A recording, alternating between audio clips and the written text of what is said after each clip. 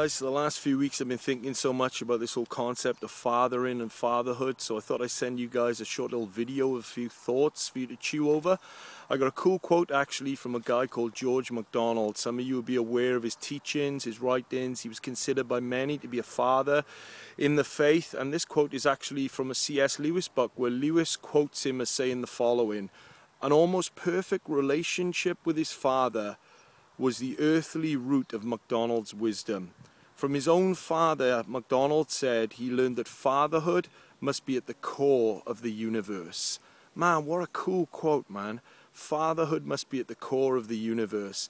You don't have to be around long on planet Earth to realize that even though God hasn't abandoned us in any way, shape or form, that we're his seed and his offspring and he loves us unconditionally, that we're growing up in a fatherless generation.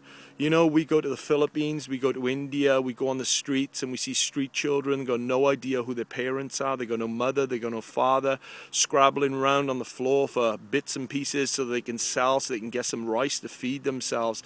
Even in the Western world, you know, even though some fathers may be present physically, they're actually absent mentally, spiritually. The children grow up in a home where their fathers are so distant, they got no idea really what it is to be fathered. You know, they grow up with that orphan thing all over them, which is absolutely terrible because it's no reality at all. I remember years ago being in a Martin Scott meeting, and Martin Scott said the following. He said, "For me to evolve spiritually going forward, I have to realize that my future as a father lies with my sons." Man, what a cool quote, man. I wish I could come out with stuff like that. How much truth is in that, though?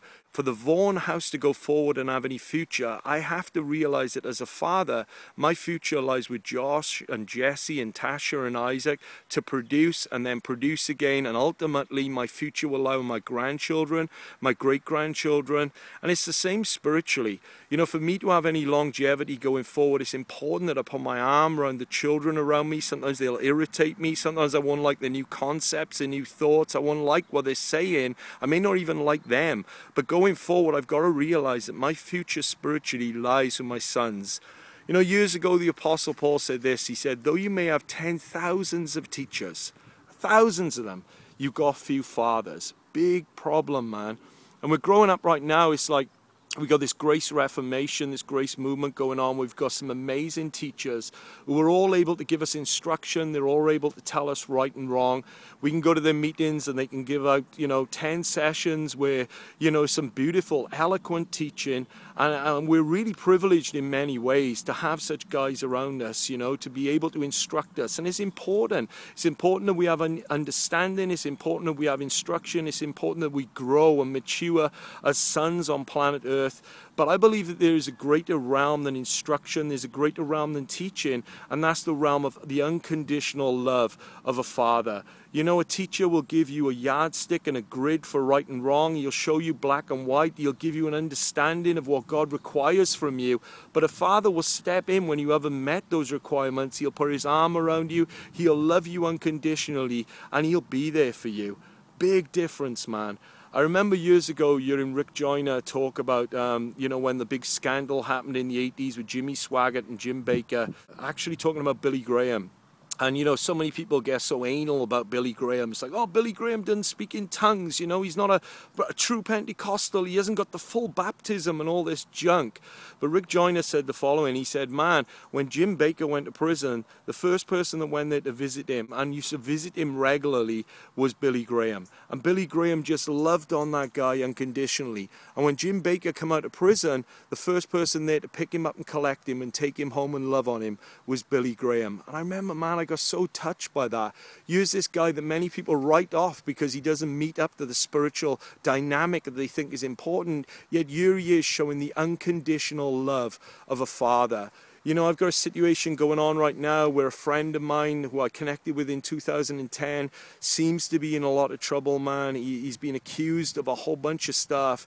And if it's true what he's done, I don't condone any of it. Many would say he deserves everything that he's got coming to him if he's proved to be guilty.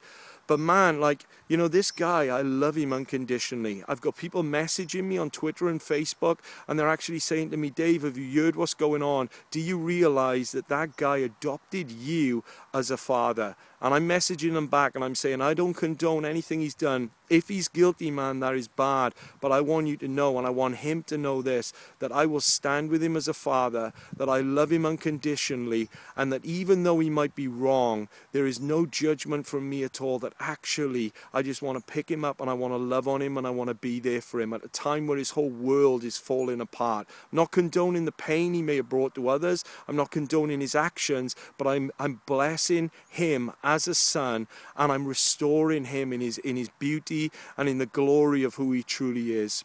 You know, man, we need fathers. The whole thing of teaching is, teaching will tell you what's right and wrong. A father will step in and won't judge you when you're wrong, but will pick you up and love on you. Love the story of the prodigal son. There's the prodigal. He's messed up. He's screwed up. He spent all the money. He's done some crazy, unreasonable stuff. Yet he goes home to the father, and it's amazing that the father didn't have this little list of what he'd done wrong. The father just threw his arms around him. He threw a party for him. He loved on him and he cared for him and he restored him. And in the inside of the prodigal, he must have been thinking, what have I done to deserve this? I deserve judgment, man, and he's given me mercy. I deserve to be put down, and yet he's lifted me up.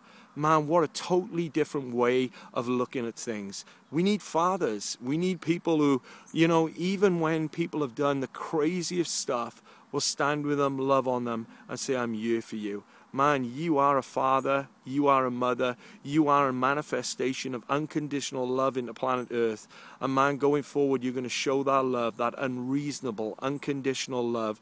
You're going to lift up the orphans, you're going to seat them with the princes, you're going to show them how special they are, and together we're going to see something glorious manifest on planet Earth. I love you guys. I'll speak to you soon. Bye-bye.